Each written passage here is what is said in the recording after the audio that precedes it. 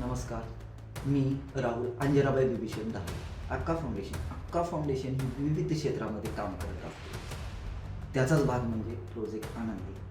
Project आनंदी महिलांच्या आरोग्याविषयी व समस्येविषयी काम करत आहे, ज्यामध्ये विषय आहे मासिक पाळीविषयीचे गैरसमज व त्यातून होणारे दुष्परिणाम. मासिक पाळी ज्या विषयाला लाजेच्या पडद्याआड ठेवण्यात आलं होतं, त्यातून बाहेर काढण्याचं काम तालुक्याचे सन्माननीय आमदार श्री संभाजीराव पाटील निलंगेकर साहेबांनी केलेला आहे. आणि आनंदीचा दुसरा भाग म्हणजे समाजात वावरत असताना चांगला स्पर्श काय व वाईट स्पर्श काय, ह्या दोन्ही गोष्टीवरती प्रोजेक्ट आनंदी काम करत असतात. आणि मी एक पुरुष म्हणून ह्या प्रोजेक्टमध्ये काय काम करावं ह्याचा प्रश्न मला येतो. पण मला एक वाक्य भैयासाहेबांचं आठवतं की महिलांचा विचार करत असताना एक पुरुष म्हणून नाही तर एका आईच्या भूमिकेत येऊन महिलांचा व आपल्या भगिनींचा विचार केला पाहिजे, तर आपण त्यांना अधिक न्याय देऊ शकतो. आणि हेच वाक्य मला ऊर्जा देण्याचं काम करत असतं.